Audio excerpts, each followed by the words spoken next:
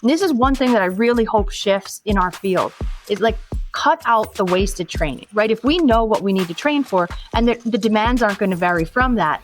So that's where I like to do the energy system analysis, where you can say,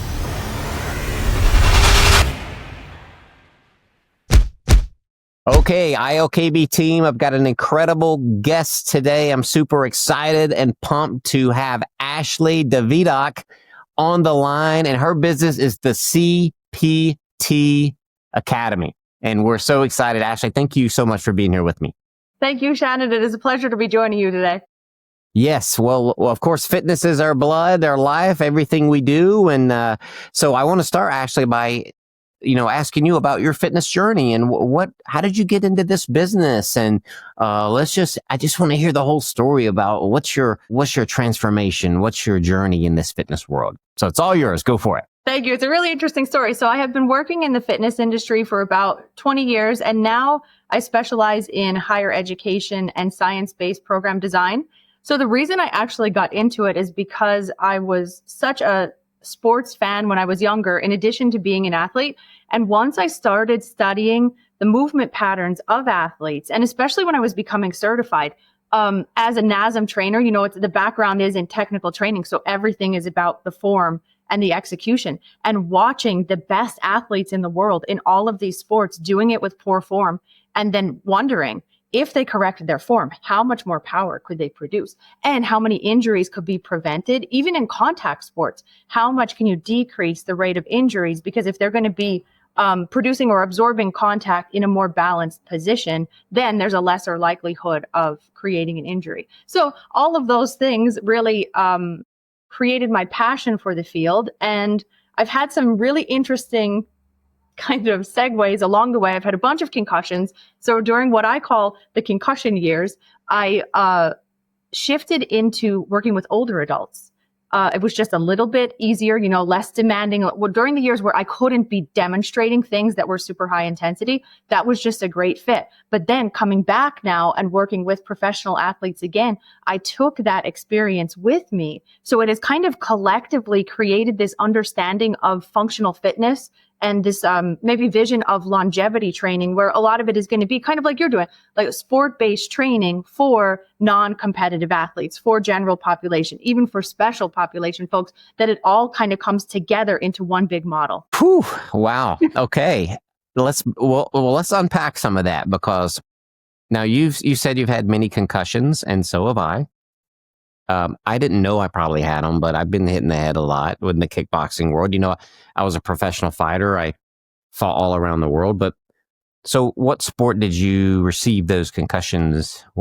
How did you get those? A lot of them have been freak accidents, haven't even been sports related. But I think the first one that was the worst, that kind of got the ball rolling with it, was I hit my head on a diving board. So I am a swimmer. And then during that period when I was diving as well, and you and I think, are around the same age. So you remember that it was handled very differently then. Like, you hit your head on the diving board, you get back up and dive. You're not going for an MRI or a CAT scan, right? There's none of that. So it took, I think, a really long time and several more concussions for anyone to even figure out what was happening. Wow. Well, congrats on the diving success. A diver, that's pretty exciting. I don't know that's if it awesome. was a success. Well, I mean, you dive better than me, I'm sure. Well, okay. Well, let's move in. Before I break down and get all geeky on exercise, let's go into the CPT Academy, right? And I've looked at your site. I think it's really clever what you're doing. But I won't say it. I'll let you explain kind of what the business does and what your purpose for it is. So go for it. Okay, thank you. Yeah, so I have been teaching CPT certifications on the college level for about 15 years.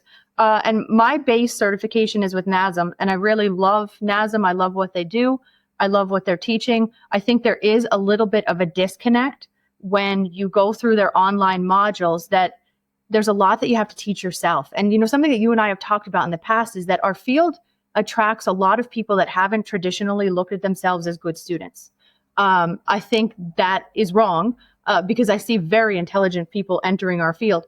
But I think what happens is they get into this program and they're struggling with it. And then they have a tendency to blame themselves instead of saying there's some gaps in this program. So what I did is create basically it's like a college level course where there are 36 hours of video instruction. We have over 750 practice questions, and I teach people how to take a standardized test. So there is that difficulty of kind of creating the distance from how you've always seen yourself to let this be a clean slate and learn the skills that you just unfortunately were never taught before. So that is one of the great benefits for me, is that on top of passing their test, that people get to see themselves in a new light and understand that they just weren't given the right tools. But we also want to make sure that you're not just getting by, right? That you're not just marginally passing the test, that you truly understand the material so that you can go out into the field and flourish. So Ashley, so help me, the analogy of like the SAT, taking a practice SAT, is this similar to what we're doing here? It's to get people prepared to take that test, right? Exactly, right. And to understand the content. And another thing is to understand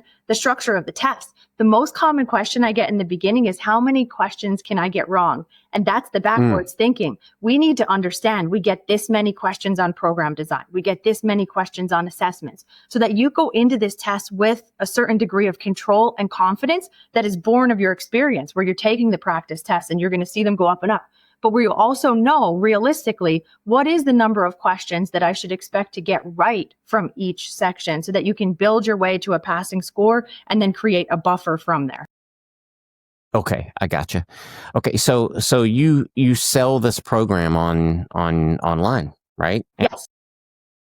And is it modules they go through, or do we talk one-on-one with someone, or is it just purely go at my own pace? How does it, tell us a little more detail. It is all self-paced. I also do offer individual consults if anybody would need additional time. But so far, we have a money-back guarantee.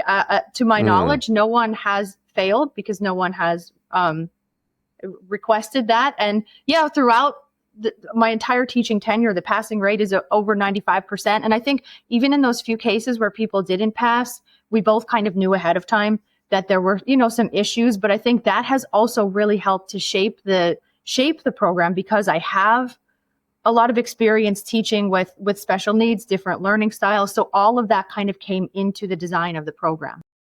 Wow, it's incredible. Now, I know you're with, this is specifically for NASM, which is the National Academy for Sports Medicine. Yes. So this is, they're obviously aware that you do this, right? And are you contracted with them for this, or? No, this is, that's important to say, that this is completely independent of NASM. Okay. Yeah. And now I know there's a lot of other organizations out there, ACE and ISSA, and there's many. So what made you pick NASM, and would you do something like this for the other ones too? Let's talk about that. Yeah, I have coached people through the other ones, and I am, as it happens, the certification director for WITS. So WITS is another one of the NCCA accredited certifications. So I am very involved in the testing and the accreditation there too. I think so. If there was enough of a demand, I would be happy to create it for the other programs. It seems like there is the highest demand for NASM tutoring. So that was why I started with NASM. But with the continuing education units, the nice thing there is that you can get recognized by all of the organizations. So currently, if you're recertifying through ACE, ISA, NASM, etc., then you could just check on my site to see if your cert is in there, because that we do offer continuing education as well. Awesome. Okay, I'm going to break this down. I'm a very simple person for me to understand it. And you threw out a lot of acronyms there. Okay. WITS and this and that. And, if someone's watching this, help us understand how things are structured in the fitness world. This is a fantastic question. So, a lot of other fields have a regulatory body. So say like you were a doctor, you would have to answer to the AMA. But in the fitness field, we don't have that. So it's good and bad. It's good in the way that we don't have to constantly be doing a lot of paperwork and oversight, but it's also bad because it is completely deregulated, where you could take a certification course online in an hour and then you are a CPT. So we have this body, the NCCA, that is like a third party. It's independent, and they are for accreditation.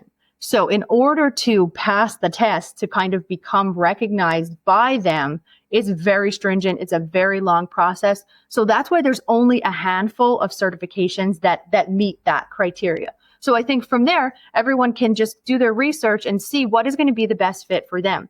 For me, because I always intended to work with athletes, NASM was a natural fit. WITS, one of the strengths of WITS is that there is also a practical course. So you have the hands-on component where you are learning how to do the training with your instructor. So you kind of work out a lot of the kinks before you get in the field. ACE is nice because it typically happens in coordination with a college degree. So like say you're getting a degree in exercise science, one semester you might be doing your ACE certification. So I think they all have their strengths. Yeah, and ACE is a nonprofit, I believe. Correct? And the rest are not. I don't know. I actually don't know about that, but okay. I do, there are things for everyone that is listening that's already certified. I do recommend getting your continuing education units from the different providers because they do all have their different strengths. And one of the big things that became very central in my training for athletes is this part to whole teaching. And that's a big thing for ACE that you don't see in the other ones. So it's like breaking down the mechanics to the very fundamental movement patterns and making sure that you're going to train and correct that and then build on it step by step. Well, it's great you said that about the continued educational credits or units. I've seen that as CECs or CEUs, yeah. Right? And you have that on those on your website as well, right? So I can go, if I need CEUs, I can go and click and buy and take the course, right? Yeah, and we have all the units that are required for one full cycle of recertification. And gotcha. Right now, the main course that is offered is science-based program design. And I have taught that live. I run a program design club that we've had over 500 CPTs participate in. So it's really great because you're getting a lot of the benefit of the feedback from live participants. So there is the curriculum that I created, but then there are the changes that I made to add in questions that we had, real life scenarios. So I think it's a very kind of engaging course. I love it. I love it. So, our course, we have a course called Kickboxology that's accredited, and you can get CEUs and CECs with it. So, would love to get that on your site one day, maybe. But it's a great course. So, let's go into boxing and kickboxing for a second. I don't know how much experience you've had with talking about the mechanics and the movement of that modality, but in energy systems and things like that. So I just want to hear your off the cuff when you think of boxing, kickboxing. What do you think about with the mechanics of movement and energy?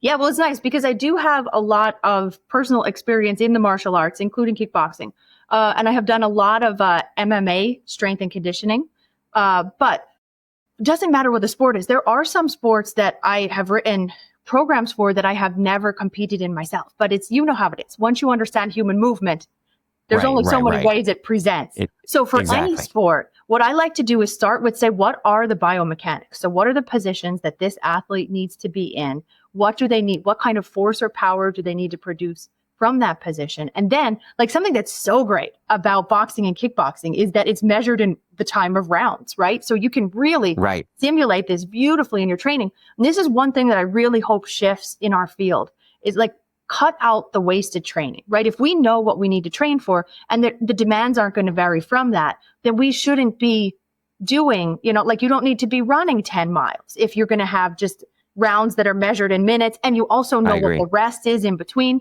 So that's where I like to do the energy system analysis, where you can say, okay, so what's happening in these 2 minutes, 3 minutes, 5 minutes? Is this person in one energy system or are there bursts and then it lets up a little bit so that we can really customize everything to that to a T?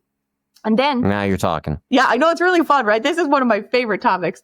So then we can also do the periods. So one of the things with the fighting sports that was challenging in the beginning is that I like all of these rules and the structure. So it's nice if somebody has in season, off season, preseason, right? That how to work through like the strength speed continuum to build them back up. But where you have these acyclical sports where fighters are competing throughout the whole year, it's like you have to keep everything trained at top notch. And you're not going to have this big reset where you can do like a full corrective exercise cycle to get everything patched back up. So it's very fun. I look at it now as a fun challenge to try to meet all of the needs at one time. I really do love doing that stuff. Well, it's not like a football season, like you said, the off season. We're constantly year round, and but professional fighters, they do have they have what's called training camp, and that's their real intense time to prepare for a bout. So they'll take 6 to 8 weeks prior to the bout, and a lot of times they go away from their home and kind of isolate themselves so they can focus, and that's when things really ramp up in the training. And then the last couple weeks is usually a taper down because maybe I'm sore or injured, or hopefully not injured, but and I can be at peak when I step into the ring. So that process fascinates me too. I could talk all day about that process. Yeah. And one of the fun things when you do the peak and taper is trying to help people that have the heart of a champion to understand we've got to back off a little bit and talk about the science of there's nothing you're going to do right now that's going to create progress in the next week. You're actually working at a counter purpose. So it's learning to help them hold back a little bit too. Yeah, my trainer would always say, you're not going to get out of shape in a week. Yeah. You're in shape. You don't have to go run work out this morning or whatever, So, and I was always like, but I feel like a loser, if I don't go and do something here, he's like, no, your body needs to rest, So, and it's funny you say the training should be what you're going to do, not wasted time. I heard Thomas Hearns speak, him talking about the way he trained, and he was a famous boxer back in the day, and Thomas the Hitman Hearns, and he said he didn't do all this crazy long running, and he trained exactly the skills he needed for the fight. He did not do these crazy. He didn't go swimming to box. Yeah. Nothing wrong with swimming. Not knocking swimming, just it's not what we're doing. So, I think you got a great philosophy on that. Yeah, and there's also a lot of kind of creative power work that I have evolved into including, because when you have your skill training, you know it, you're doing power stuff every day. You can't avoid it. So when you are adding your strength and conditioning programming to that, that's where you have such a high chance of overtraining. So it really has to be very smart. So I'll give an example. I love technical rowing. So I am Concept 2 certified, and this is so good for fighters because on the rowing machine, you know how you have the force curve. It's really there's a nice visual for athletes to learn. Am I producing power in the right segment at the right time? Is it transferring up? Because then when you have all of these rotational mechanics added to that, they're going to already understand the basis of it. But I like to do that for the cardio for almost every sport. So it's going to look different for within certain sports, different positions are going to look different, but you can program the power output down to the second, and it doesn't really count as a power workout because you're not having all of that impact. So you don't need to have days of recovery from it. So I'm a huge fan of the rower. Yeah. So you like the rowing machine, right? Yeah. Let's take this back a step and because we could go all day on this power which is so fun to talk about. I love it. If someone wanted to do your program to prepare, talk about how do they do it? Do they just go to your site and click some buttons and go, and is it, is on their go, they can start this anytime? Just give us a little detail about how to get started.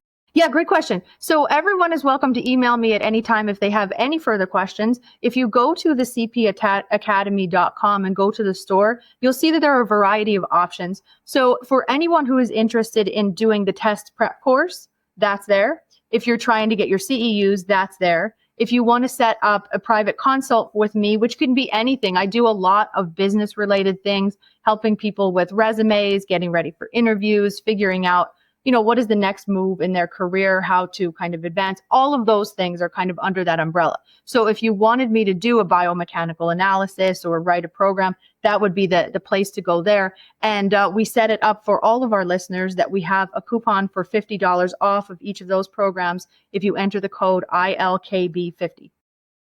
Oh, $50 off. I love it. ILKB50. Thank you so much. And so do you mind talking about the cost of your program? I mean, I know it's the value's incredible. Yeah. But Well, what and would I it think cost? one of the reasons that I went to this format where it is pre-recorded is so that we could bring the cost down. Because if you do the private tutoring for this, and I have done private tutoring with Varsity Tutors, that is a kind of the largest provider for NASM.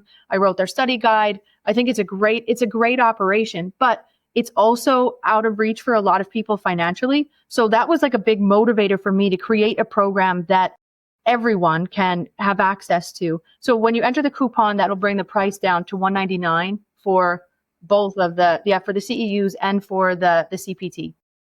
Well, that sounds super reasonable. $199. Yeah, and and like I said, we have the money back guarantee. And also, if people have questions or reservations, have you had a student with these issues? Just reach out to me anytime, because I also help people to make sure they can get ready for the test if they have special accommodations. So knowing knowing the ADA laws inside and out, helping people get ready for that. So I think no matter what is holding you back, if you want to do it, it's at least worth exploring. So even if you don't purchase the program, just let me know and we can kind of talk through it. Yeah, I love it. I mean, not everybody learns the same way. You're right. Some people, struggle with tests or get anxiety or, just not a good test taker. They've never been, and they may be a lot of anxiety about that, but, you will help with that, right? Yeah. We cover the test anxiety too. And also think about what we do once we get into the field. Now we are teachers, right? So all of our clients are going to learn in the different variety of ways. So it's a good training as well to get yourself thinking about not just how do I understand something, but how am I going to explain this for somebody who learns by doing, somebody who is an auditory learner, a visual learner, so that you can kind of be thinking about that and planning it out so that you're going to be able to speak effectively to everyone. I love it. Well, Ashley, I love your passion and I love your energy. I mean, absolutely amazing. So just to recap, the CPTacademy.com, right, Ashley? Yes, that's it. ILKB50, get your prep, get your certification. Let's change the world. Thank you so much. Let's keep rocking, Ashley. Well, and thank you, Shannon. I think everything you're doing is amazing as well. Thank you. We'll see you soon. Keep it up. Take care.